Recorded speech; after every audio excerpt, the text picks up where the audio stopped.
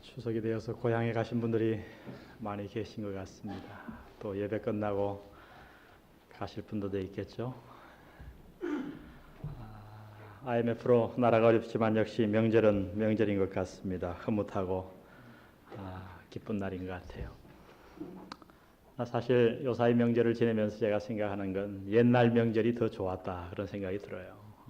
옛날에 좀 먹을 게 귀해서 그런지 감주도 담고 솔잎 뜯어다가 송편도 빚고 이런 재미가 좀 있어야 되는데 떡방앗간에 가서 그냥 찍 사다가 내놓으니까 뭐 명절 기분이 별로 나지는 않습니다. 옛날에는 참 명절을 오랫동안 준비하고 그 명절이 되면 온 동네가 기뻐했던 그런 기억이 납니다. 저는 시골에 자라면서 그 명절이 그렇게 좋았는데 제가 어릴 때 관찰한 바에 의하면 명절이 되어도 별로 기쁘지 않은 사람들이 있더라고요.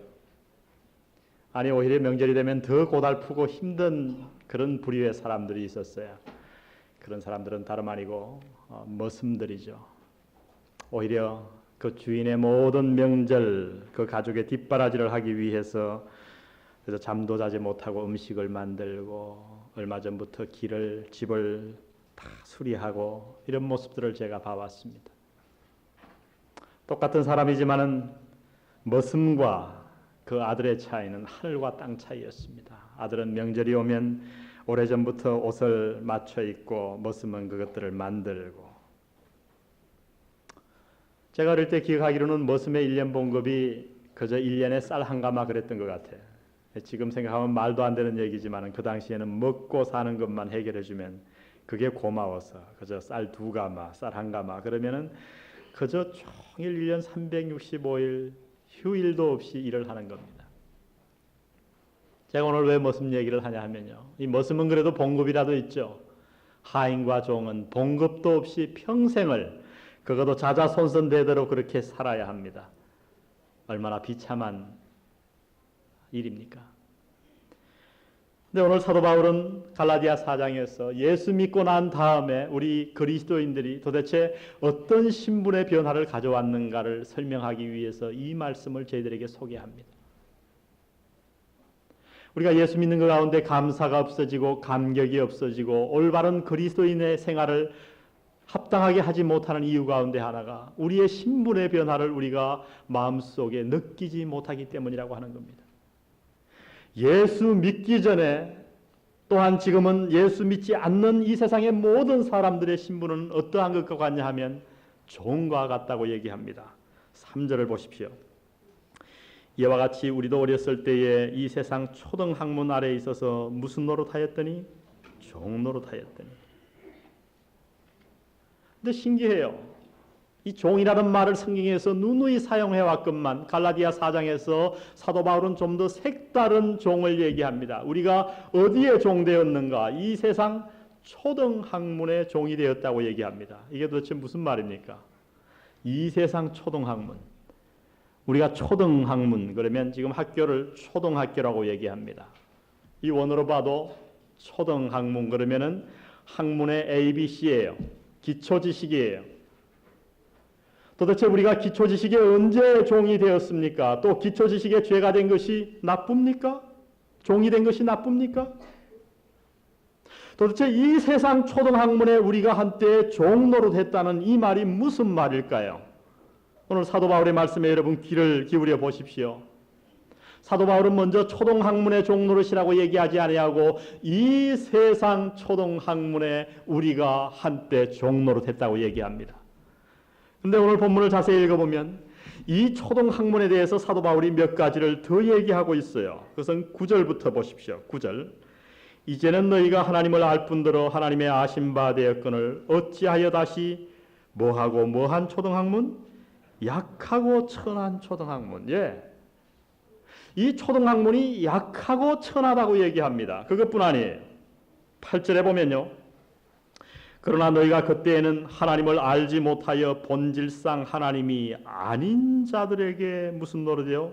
종 노릇하였다. 이게 무슨 말이에요? 3절에서는 우리가 이 세상 초등학문의 종이었었다고 얘기하지만 8절에서는 하나님을 알지 못하던 자들의 종이었다고 얘기합니다. 이 하나님을 알지 못하던 자들은 우리가 잘 알듯이 이 세상의 악한 영입니다.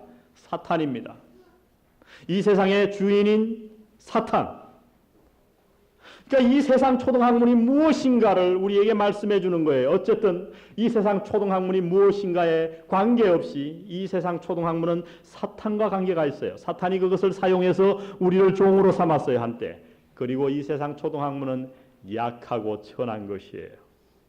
오늘 본문을 잘 읽어보면요, 이 세상 초등학문을 사도 바울은 율법을 향해서 쓴 말임을 알 수 있어요. 그러나 이 율법은 보통 우리가 알았던 그러한 율법이 아니에요. 여러분, 하나님께서 우리에게 율법을 언제 주셨나요? 시내 산에서 모세를 통해 주셨습니다. 그러면 이런 질문을 해보십시다.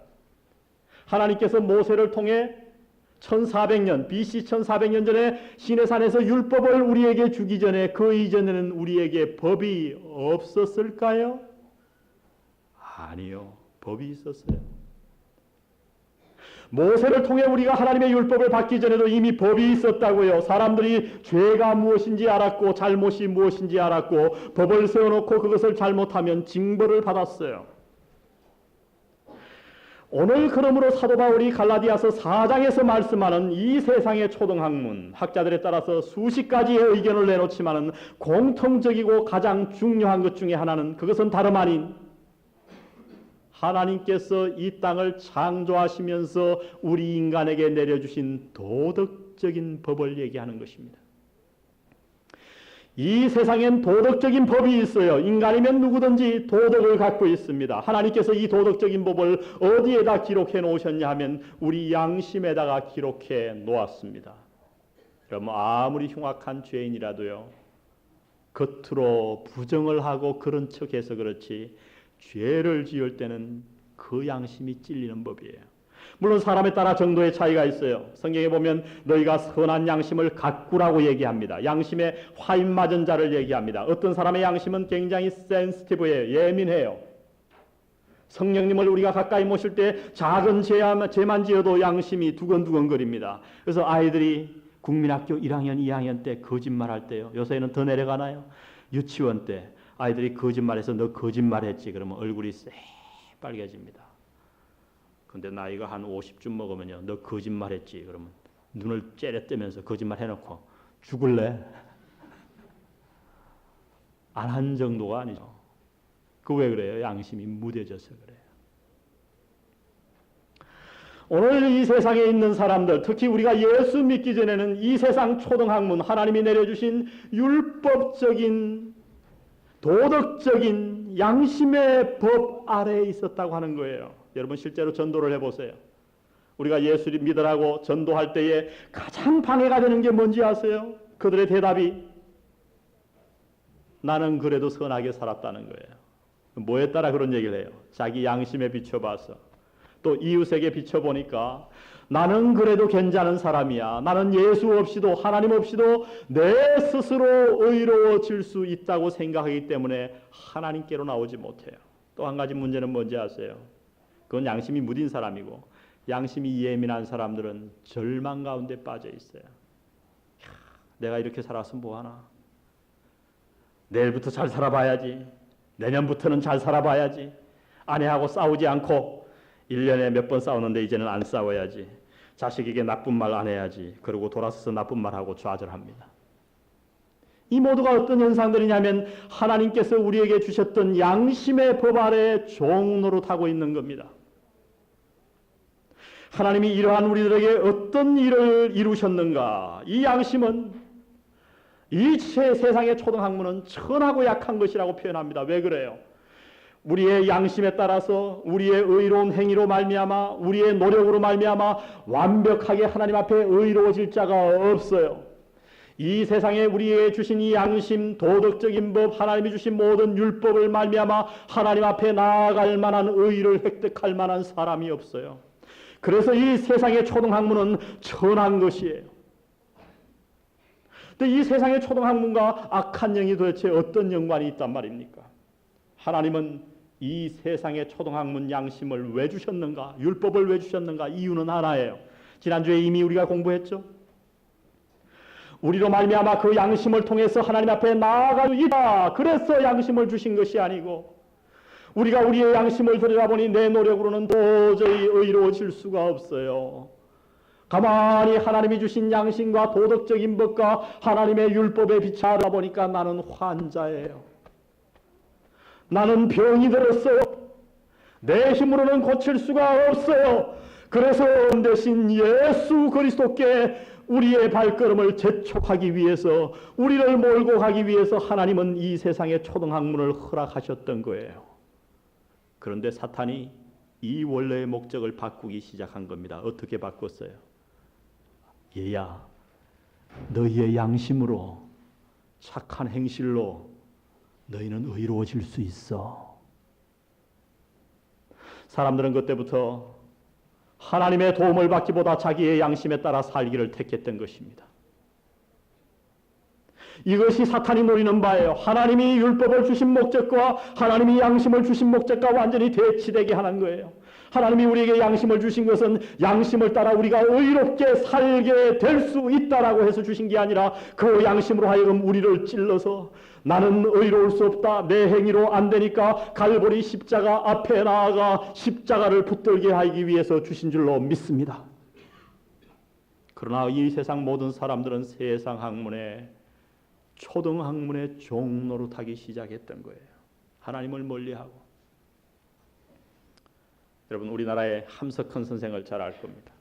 유명하신 분이죠. 지금은 돌아가셨지만 그분의 스승이 누구냐 하면 내총감삼입니다. 일본의 내총감삼 유명한 분의 주석책도 번역이 됐죠. 그분의 제자 가운데 한국 사람이 3명이 있는데 그 함석헌 선생은 참 유명했었는데 처음에는 복음을 잘 전하고 그러다가 마지막에 뭐라 그랬어요? 나도 예수다. 십자가가 뭐 필요 있냐. 이러고 죽었어요. 도덕적으로 돌아갔단 말이죠. 이 내총감삼이 쓴 구안록이라고 하는 책에 보면요. 그는 어떤 사람이냐 하면 자기가 의로워 보려고 수많은 노력을 해왔던 사람이에요. 철학도 공부해보고 종교도 가져보고 도도 닦아보고 습관도 고쳐보고 수없이 노력을 해봤지만은 되지 않아요. 그래서 그는 뭐라고 썼냐면 내가 이 모든 것을 다 해본 후에 나의 마지막 발걸음이 십자가 앞에서 멈췄었다. 내가 갈보리 십자가에서 하나님을 발견하고 예수 그리스도를 만난 이후에 나는 비로소 거룩해질 수 있었다. 내 모든 죄의 짐을 내려놓을 수 있었다라고 고백합니다. 저는 지난 4월 초 8일 날 수많은 사람들이 절에 가서 그 부처 앞에 절을 하는 걸 보았어요. 제 마음이 무너져 내렸습니다. 존재하지 않는 그 신, 그 앞에 나가서 자신도 도달하지 못했던 그 한 사람의 형상을 앞에 놓고 절을 하는 거예요. 여러분 석가가 평생을 거룩해지기 위해서, 의로워지기 위해서 노력했습니다. 나쁜 생각을 없이 해보려고 무념무상을 했어요. 그러나 그가 마지막에 고백한 말이 뭐예요? 제자가 묻기를 선생님이여 인간이 무엇입니까? 석가모니가 대답하기를 인간은 가죽 부대에 똥이 담긴 똥부대다.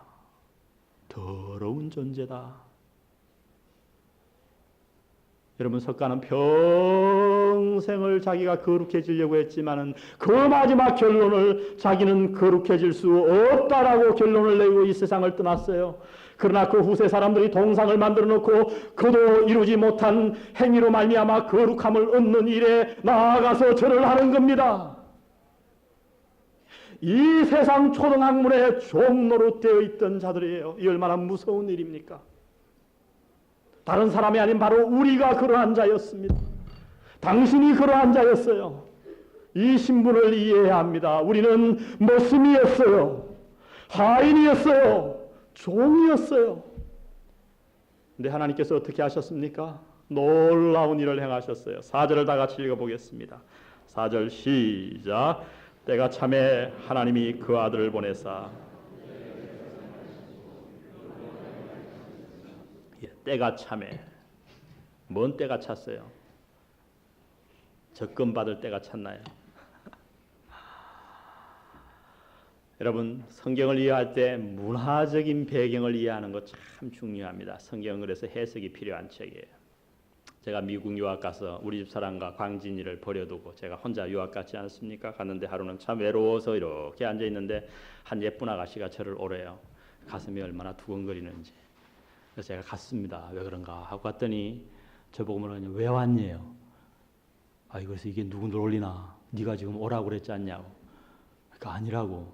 뭔 소리냐? 네가 지금 이렇게 날 오라고 그랬는데. 그리고 내가 좀 화를 냈더니 나보고 앉으래요. 알았다는 뜻이 앉으래요. 그리고 하는 말이, 미국에서는 이게 오라는 게 아니고 하이 하는 인사래요. 오라 그러는 거 어떻게 하냐면 요렇게 해야 오는 거예요. 우리가 개 부를 때 요렇게 하죠. 참 문화가 그렇게 틀려요. 이 글로벌 빌리지, 지구촌, 이게 뭐냐면 지구가 한 마을이 됐다 그러는데도 이 문화 차이가 얼마나 큰지 몰라요. 여러분 성경에 보면 욥이 이 로마 시대는 굉장히 엄격한 시대였어요. 사도 바울이 지금 이 로마 시대의 성년식을 비유로 들고 있는데 우리가 종로로 됐다는 것을 알게 하기 위해서 이 로마 시대는 얼마나 엄격한 사회였냐면 그 한 몇백 년간의 이렇게 그 역사를 읽어보면요. 욥이 이런 탄식을 했어요. 왜 아버지가 무릎으로 나를 받았던고. 뭔 놈은 또 아버지가 애를 받는 건 이해가 가는데 무릎으로 애를 받아. 그게 뭔 소리야. 그 문화를 모르면 이해 못해요. 그 당시에 애를 놓으면은 아버지 앞에 갖고 옵니다. 그리고 발 앞에 내려놔요. 아버지가 이렇게 관찰을 해보고 보는데 뭐 팔목도 시원치 않고 생긴 것도 영 시원치 않아. 그러면은 아버지가 그 애를 안아주지 않고 가만히 있으면 데려갑니다. 데려가서 노예로 팔든가 죽이든가 해야 돼요. 그러나 보니까 마음에 들어요. 그래서 그 애를 번쩍 알아다가 아버지의 무릎에 딱 앉힙니다. 그러면 그건 뭔 얘기냐면 내 아들로 받겠다는 뜻이에요. 욥이 하는 말이 뭐냐 하면 차라리 내가 그때 죽었으면 좋았을 텐데 왜 아버지가 무릎으로 나를 받았던고 그렇게 탄식하는 거예요. 이 로마 시대에는 오늘 1절 2절에서 하는 말이 뭐냐면 지난주에 제가 간략하게 설명했습니다마는 아들을 낳는다고 다 아들이 아니라는 거죠. 아들을 무릎으로 받았다고 해서 그 아들이 상속자가 되는 건 아니에요. 그 아들이 성년이 되기까지 보통 18살에 성인식을 행했습니다. 유대인들은 12살에 미스바라고 하는 예식을 행했습니다. 나라마다 틀렸습니다만 이 로마 시대에는 정확한 나이를 긋지 않았어요. 아버지가 때를 정하는 겁니다. 그때까지는 누가 기르냐면 몽학 선생에게 맡기는 거예요.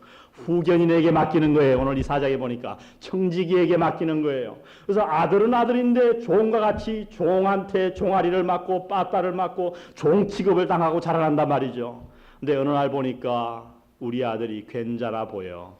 그래서 아버지가 다 가족을 모아놓고 성인식을 행합니다. 아버지의 반지를 빼서 그 아들의 손가락에 끼워줍니다.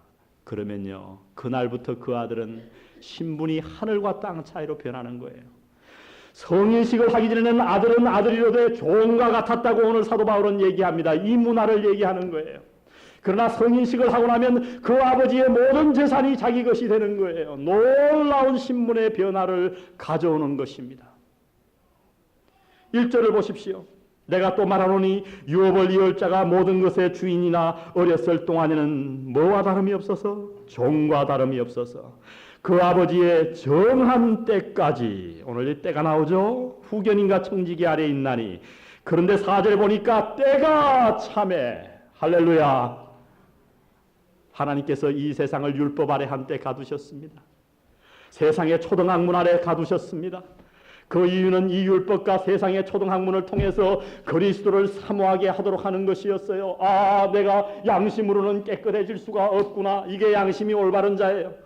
내 양심으로 내 노력으로 하나님 앞에 갈 수 있다고 하는 자는 그 양심이 이미 무뎌진 거예요. 여러분 양심이 예민해 보세요. 어떻게 여러분의 양심에 맞게 100% 행동할 수 있겠어요? 율법 아래 가두셨습니다. 세상의 초등학문 안에 저와 여러분을 종노릇하게 하셨습니다. 그런데 때가 참에 하나님께서 당신의 정한 때가 되어 누구를 보내셨어요? 그리스도를 보내신 줄 믿습니다. 할렐루야. 그리스도를 보내셨어요. 이 그리스도께서 오셔서 우리를 위해서 두 가지 큰 일을 해주신 것을 사도 바울은 5절에 이렇게 기록합니다. 다 같이 읽습니다. 5절 시작. 율법 아래 있는 자들을 속량하시고 우리로 아들의 명분을 얻게 하려 하심이라. 두 가지 일을 했어요. 하나는 율법 아래 종 노릇하는 자들을 속량하셨습니다. 이 속량했다 하는 단어가 굉장히 재미있는 단어예요. 이것은 노예를 사고 팔 때 사용되어지는 단어였는데요. 그 당시 여러분 이제 아프리카로 돌아가서 미국으로 돌아가서 많은 노예 상인들이 아프리카에 가서 갑자기 선한 사람들을 잡아다가 노예를 삼았습니다. 그리고 노예 시장에 세워놓고 여러분 이 이빨을 보십시오. 옥리 아닙니까? 충치도 안 먹을 겁니다. 팔뚝을 보십시오. 힘을 얼마나 쓰겠습니까? 그리고 몸 이쪽 저쪽을 쑤셔가면서 500불이요 그러는 거예요. 근데 한 부자가 나타났습니다. 여러분이 지금 노예 상인 앞에서 팔려가는 처지가 되었어요. 상상을 해보세요. 가족을 떠나 이제 평생 노예로 살아야 돼요.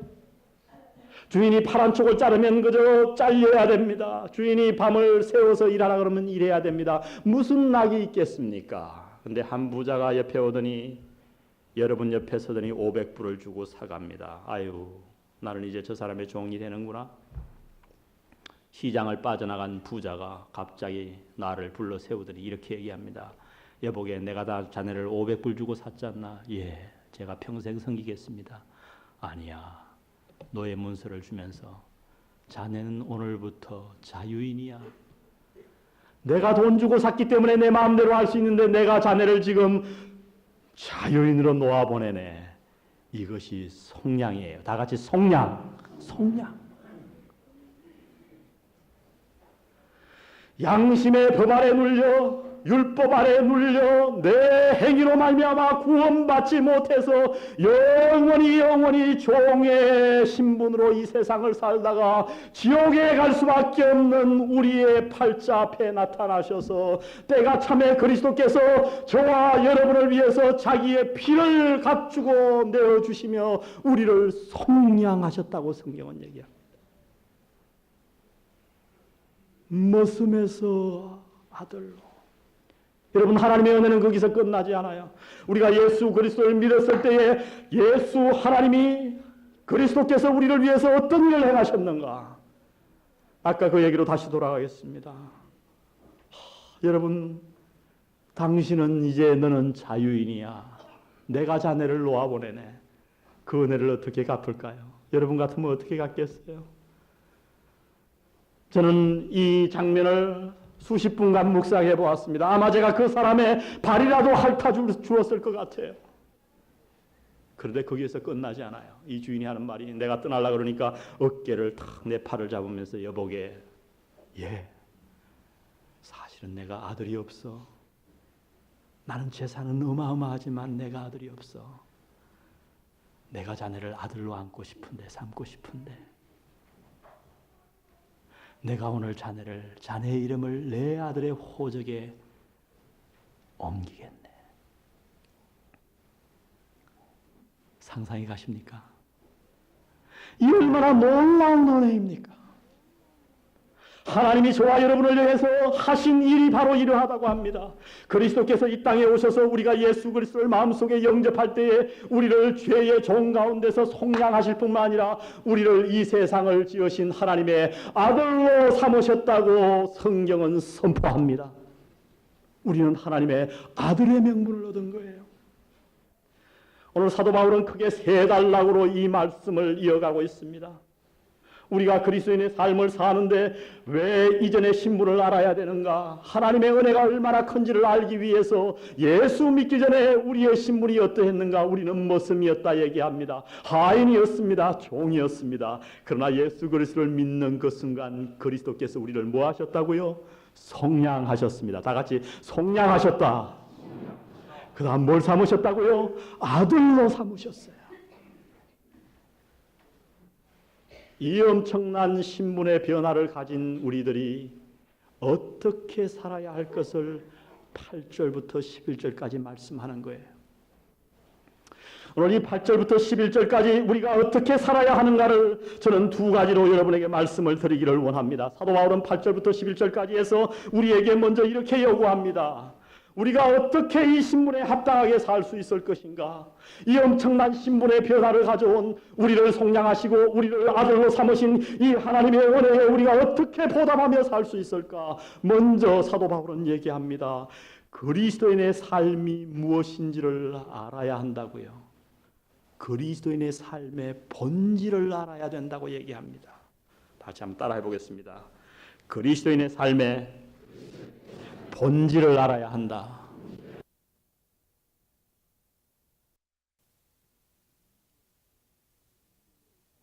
그리스도인의 삶의 본질을 알아야 된다고 얘기합니다. 다시 한번 따라해 보겠습니다. 그리스도인의 삶의 본질을 알아야 한다. 이건 굉장히 중요한 얘기예요. 그러면서 9절에 대조를 해주죠. 9절을 다시 한번 보세요. 이제는 너희가 하나님을 알 뿐더러 하나님의 아심바 되었거늘.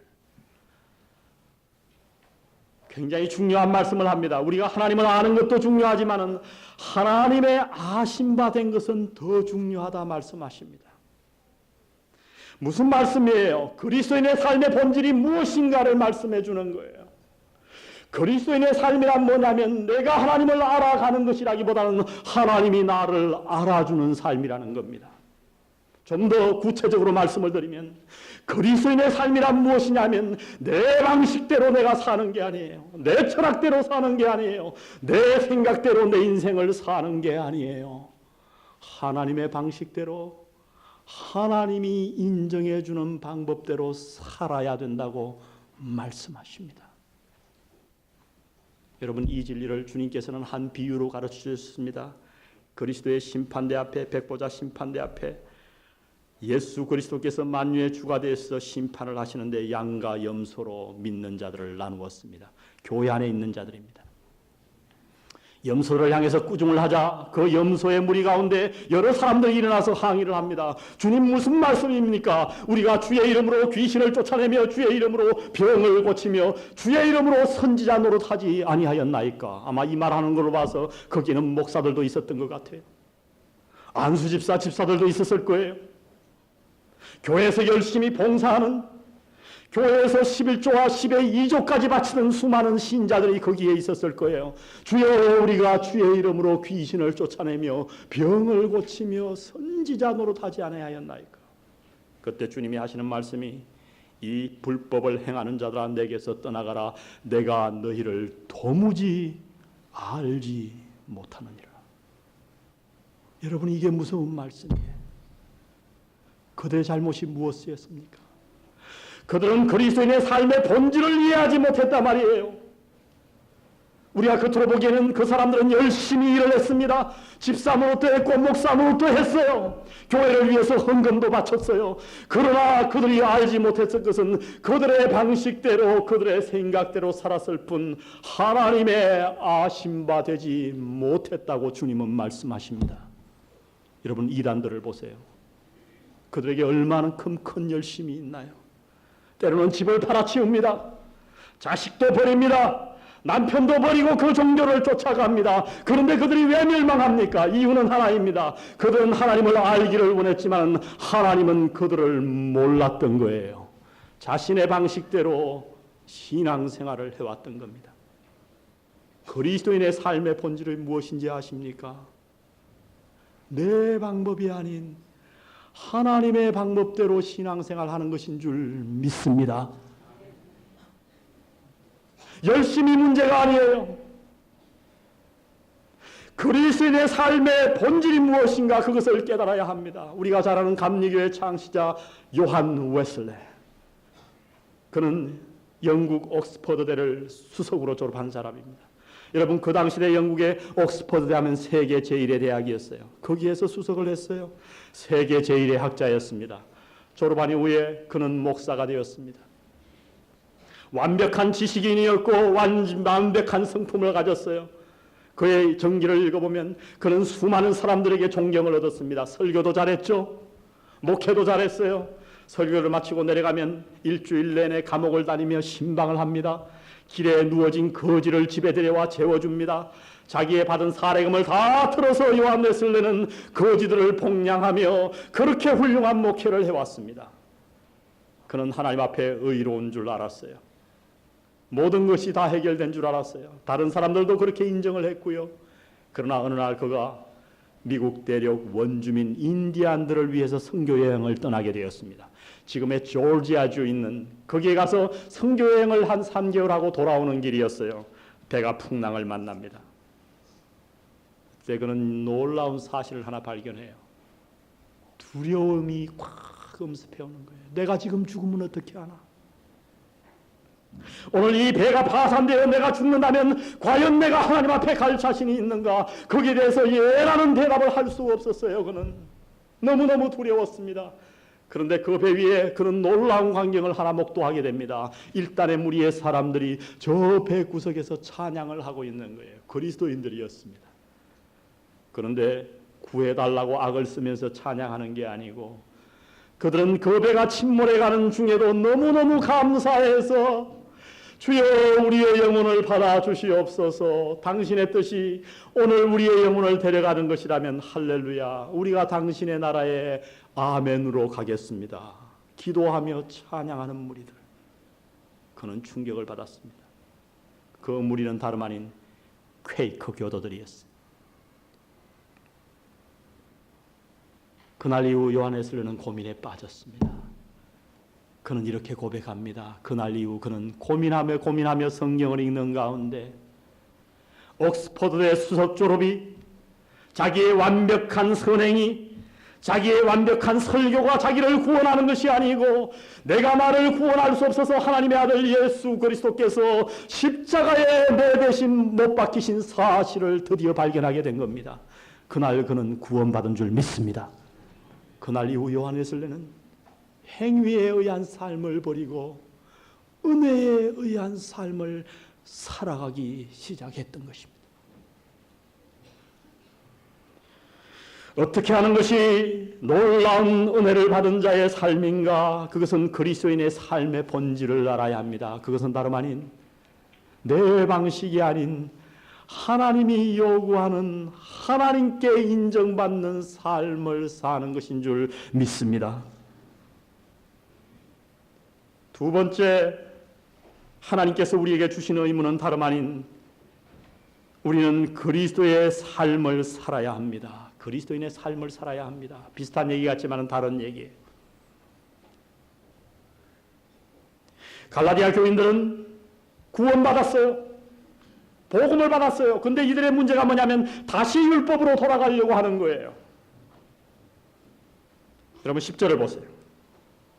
너희가 날과 달과 절기와 해를 삼가 지키니 이게 뭔 말일까요? 지금 책망을 하는데요. 오늘 이 말씀을 다 해석하지 않겠습니다. 그러나 사도 바울이 지금 하는 얘기냐 뭐냐면 왜 그들의 신앙이 지금 잘못되었다고 지적하냐 하면 구원은 받았지만 그들의 신앙생활이 형식주의와 율법주의로 흐르고 있다는 거예요. 여러분 도대체 형식주의와 율법주의적인 신앙생활이 어떤 것인지 아십니까? 그것은 다름 아닌 예를 제가 들어드릴게요. 왜 주일날 출석하는가? 이 추석인데 연휴인데 좀 확 놀러 갔으면 좋겠는데 왜 주일날 이렇게 예배를 드리고 가야 되는가? 왜 11조를 하는가? 그 아까운 걸 이 IMF에 그것만 없으면 사업 부도를 좀 막을 수 있을 것 같은데 그 동기가 뭐냐면 의무감에서 하는 거예요. 두려움에서 하는 거예요. 혹시 내가 11조를 떼먹었다가 하나님이 나를 몽둥이로 내려쳐갖고 우리 사업을 작사를 내면 어떡하시나? 두려워서. 여러분 우리가 웃지만은 수많은 사람들이 이러한 동기에서 헌금하고 있다고 하는 사실을 아십니까? 이것이 바로 율법주의적인 태도라는 겁니다. 형식주의적인 태도라는 겁니다. 우리가 구원은 은혜로 받았어요. 그런데 언제 나도 모르게 사는 삶에서 형식주의로 돌아가고 있다는 거예요. 율법주의로 돌아가고 있다는 겁니다. 여러분 겉모양은 똑같아도 우리의 신앙생활은 두 가지 종류가 있습니다. 예를 들면 구제를 예를 들어 볼까요? 구제에도 율법적인 구제가 있고 복음적인 구제가 있어요. 율법적인 선행이 있고 복음적인 선행이 있으며 율법적인 헌금이 있고 복음적인 헌금이 있을 수 있고 율법적인 성경 공부를 할 수도 있고 복음적인 성경 공부를 할 수도 있으며 율법적으로 봉사할 수도 있으며 복음 때문에 봉사할 수도 있다라는 겁니다. 겉모양은 똑같아요. 아무도 몰라요. 그러나 하나님은 아세요. 문제는 우리의 동기가 무엇인가 하는 것입니다. 이 모든 구제와 성경 공부와 헌금과 예배 참석과 봉사가 다 좋은 것이지만 율법적인 동기에서 하게 되면 그것은 그리스도인의 생활이 아니라는 겁니다. 하나님의 은혜에 감사해서 해야 합니다. 저는 목회를 하면서 수많은 사람들이 헌금하는 모습을 바라봅니다. 성경에는 이상하게도 헌금을 많이 강조했어요. 예수님도 강조했어요. 왜요? 헌금이 곧 그 사람의 신앙생활, 헌금 잘한다고 해서 그 사람 신앙이 좋은 건 아니지만은 신앙이 좋은 사람은 반드시 물질 문제에 대해서 마음이 열려 있습니다. 이 말을 거꾸로 하면요. 물질에 대해서 마음이 하나님 앞에 열리지 않은 사람은 그 신앙이 올바른 게 아니에요. 물질이 그 사람의 신앙의 척도라고 주님은 수없이 말씀하셨어요. 많은 사람들이 11조를 합니다. 아까워하면서 해요. 바들바들 떨면서. 그리고 그래도 내가 집사인데 우리 목사님이 보면 어떡하나. 제가 그래서 말씀드리죠. 여러분 헌금한 거 제가 안 본다고요. 지금 안 본 지 몇 달 됐어요. 안심하세요. 여러분 우리가 그러한 동기에서 예배 출석하고 그러한 동기에서 헌금하고 그러한 동기에서 봉사한다면 오늘 사도 바울이 말한 그리스도인의 삶이 아닌 율법적인 삶을 살고 있는 거예요. 왜 예배에 출석합니까? 머슴과 같은 우리를 속량해 주시고 자신의 아들로 입적시킨 하나님의 은혜가 너무나도 고마워서 감사해서 주일날 출석하는 줄 믿습니다. 감사해서 헌금 드려야 합니다. 감사해서 봉사해야 합니다.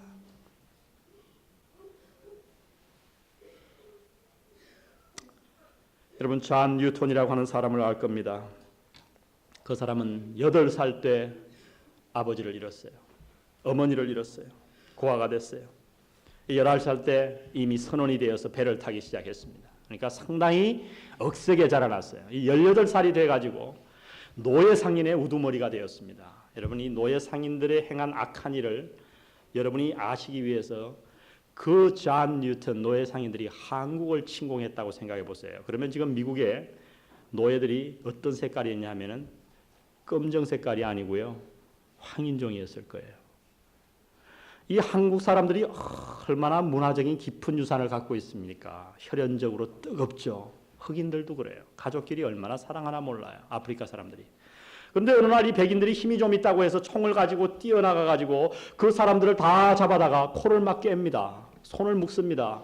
그래가지고 쓸데없는 건 데려오다 병들면 죽여버리고 건강한 건 데리고 와서 아까 말했듯이 백인들 앞에 세워놓고 이빨을 보이면서 200불, 300불 그리고 팔아버리는 거예요. 이 존 뉴턴이 그 일에 18살 때 우두머리가 되었어요. 근데 어느 날 노예를 잡아오다가 이 사람 역시 배를 타고 오다가 풍랑을 만납니다.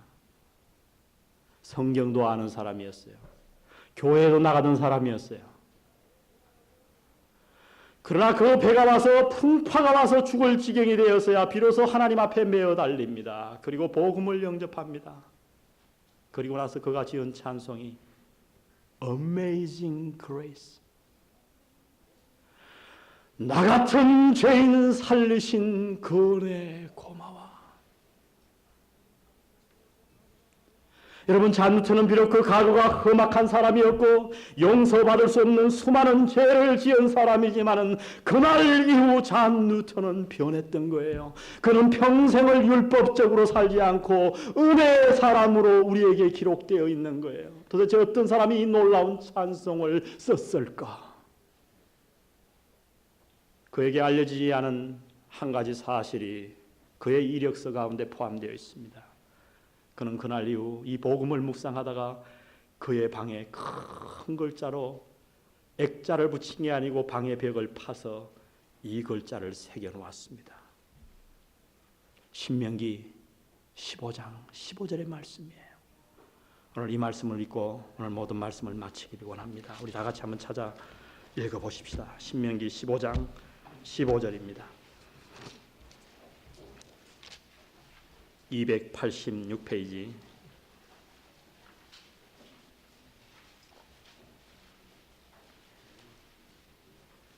우리 다 같이 한 목소리로 한번 읽어보겠습니다.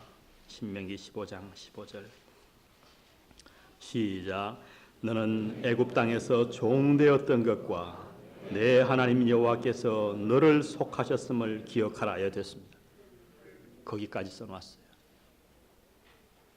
너는 애굽 땅에서 종되었던 것과 내 하나님 여호와께서 너를 속량하셨음을, 속하셨음을 뭐하라? 기억하라. 여러분, 그리스도인의 삶은 어떤 삶인지 압니까? 예수 믿기 전에 내가 종되었던 것과 내 행위가 아니라 하나님의 은혜로, 하나님의 일방적인 사랑하심으로 그 종되었던 자리에서 하나님이 당신을 속량하신 것을 날마다 때마다 기억하는 것이 그리스도인의 삶인 줄 믿습니다. 여러분이 이것 잃어버리시면 신앙생활이 힘들어져요. 봉사가 힘들어져요. 성경 공부가 짐이 돼요. 그러나 여러분이 이것을 기억할 때 봉사 없어요. 내 목숨 다 바쳐도 뭐가 아까운 게 있겠어요? 너는 기억하라. 너희가 애굽에서 했던 것과 내가 그 가운데서 너를 속량하였음을 기억하라. 이 추석 명절을 맞아 고향을 방문하시며 많은 친척들을 만나실 겁니다. 가을 들녘을 바라보며 여러분, 이 모든 것 중에 부탁드립니다. 하나님의 은혜를 묵상하시는 저와 여러분 되시기를 바랍니다. 주의 은혜를 묵상하십시다. 우리 한 1, 2분간 조용하게 주의 은혜를 묵상하는 기도를 드리시겠습니다.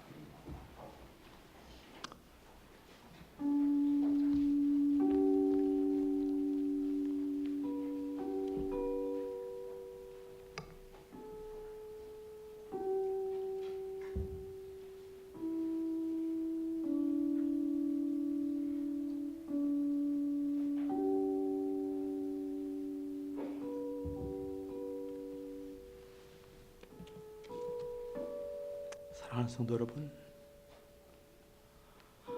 오늘 잔 뉴턴같이 당신이 하나님 앞에서 그렇게 흉악한 죄인임을 보십니까? 우리가 종되었음을 깨닫게 해달라고 기억하십시오. 왜 교만합니까? 왜 부부간에 그렇게 목을 내세웁니까? 은혜를 모르기 때문입니다. 내가 얼마나 죽을 죄인이었는가를 모르기 때문에 그렇게 교만한 거예요. 오늘 하나님의 은혜의 보좌 앞에 여러분의 영혼을 다시 내어놓으십시오. 주님이 당신을 속량하셨습니다. 아들로 삼으셨습니다. 오늘 사도 바울의 권면에 따라 결심하지 않겠습니까? 주여, 내가 그리스도인의 삶에 합당하게 살겠습니다. 당신 앞에 인정받는 길을 걸어가겠습니다. 내 철학을 버리고 내 생각을 버리고 주여, 은혜의 삶을 살게 도와주옵소서. 하나님의 은혜를 감사하게 하옵시고 내 아내와 내 남편과 내 자녀를 율법이 아닌 은혜로 대하게 도와주옵소서. 이것이 우리의 기도가 되기를